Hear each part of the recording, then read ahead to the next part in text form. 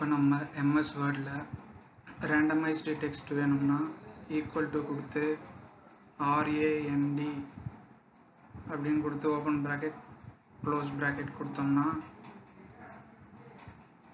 அது உள்ளே எவ்வளோ பேராகிராஃப் வேணுமோ கொடுக்கலாம். க்ளோஸ் ப்ராக்கெட் கொடுத்து என்டர் கொடுத்துட்டோம்னா நம்மளுக்குரிய பேராகிராஃப்ஸ் வந்துடுச்சு. பேராகிராஃப்ஸ் வந்ததுக்கப்புறம்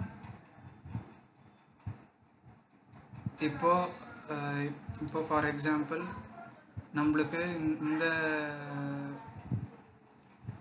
இந்த சென்டென்ஸுக்கு அப்புறம் ஒரு பேராகிராஃப்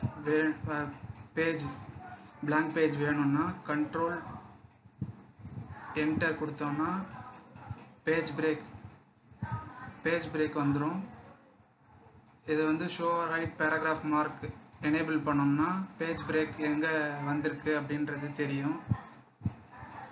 இதை டெலீட் பண்ணோம்னா இதை செலக்ட் பண்ணிவிட்டு டெலீட் ஆர் பேக் ஸ்பேஸ் கொடுத்தோம்னா டெலீட் ஆகிடும்.